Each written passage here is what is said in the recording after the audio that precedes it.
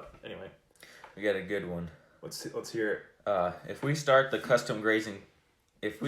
custom grazing cattle, is there a good way to begin growing our own herd within that enterprise? We were talking about that the other day. Yeah. About like what a custom grazing operation would look like. You just, when you're custom grazing, there's a tendency to, when you start in the spring and you graze through the summer and they take them out in the fall, you're not worried about saving stockpile because you don't have to take them through the winter. If that's the way you're maybe you are custom grazing through the winter, but if you're custom grazing just through the summer, the growing season, you can take it down a lot shorter in the fall. Whereas if you're trying to grow, if you have your own cattle in and you're grazing them together, you really want to be able to be stocked at the rate that you can have some winter stockpile going into the winter. So you're not just feeding your own cattle hay, 4 months out of the year. That's just going to become drudgery, and it's going to be, your cattle are not going to do well, or as well. They still will probably do fine, but yeah, I don't know that. Yeah, there's not a lot. I think that's what Greg did. Is he started? Yep. He was custom grazing.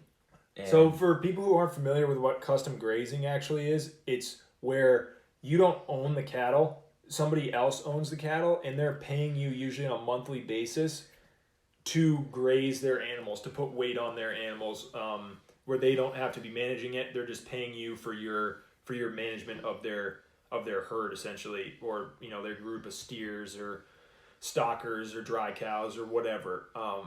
And so the advantage of it is that the cash flow aspect with cattle is a bit of a problem usually, because it takes 2 years, 3 years for them to give you a calf, which is like a return on your investment, or 2-3 years for them to be properly finished. They need to be about 2 years old. And so it's like a long time before you see any like liquidation of that asset at all. And so cash flow is a problem with cattle, but custom grazing is sort of a way where you can still run cattle, but you have a steady stream of income every month.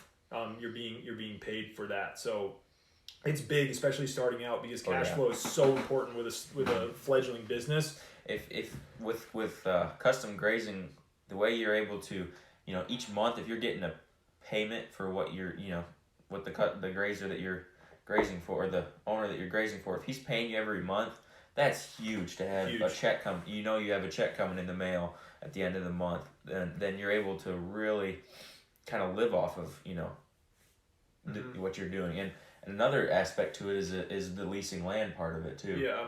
Is you won't own the cattle because you're custom grazing, and if you're doing it on leased land, you don't own the land, so you don't have to make like a land payment if you have a loan, or you don't have to pay taxes. You have to pay the rent, obviously, but there's a lot less risk involved. But as back to the original question, as far as like starting your own enterprise in concert with your custom grazing, there's no real issue with that. It's just that you need to be managing. You can't just be managing for the custom grazed herd. Like, you have to be managing for your herd. Like, if you're wintering 50, 100 head or whatever, and you're custom grazing another 100 or another 75 or whatever over the course of the growing season, you've got to be watching your forage, like you were talking about, like for the sake of your animals. Like, you need to be managing it for your herd, and then the ancillary, or the sort of like add-on, is those custom grazed animals. And it's going to work out really well if you do it in the growing season, because that's when you actually need more animals to deal with that spring flush of grass and all that all that forage out there that's trying to go to seed. And then right when the grass stops growing, you shrink the herd down automatically, and you're good to go with a much manageable size through the winter.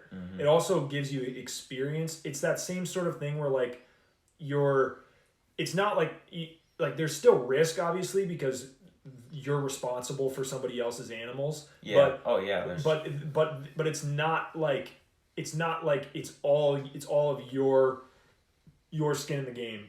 Like it written in the contract can be, if there's a drought, like you gotta take the animals off my farm within a certain period of time. You know, like in the custom grazing contract. If something gets sick, the owner has to come in Yep. and pay for the shots. You don't have to pay for them. So it's a way sort of like of gaining really good experience in like cattle skills without having a huge amount invested, like financially, in especially in if what you you're get doing. some fun cattle in Yeah, there too. especially if you got some interesting animals that you got to deal with, and then you build a lot of tools in your tool belt, put a lot of tools in your tool belt, and yeah, Gain a lot. you gain a lot of experience, and it's a good way to cash flow the business when you're starting out. So it's a good idea. Just make sure that you got enough grass for your actual herd. That's what I would say.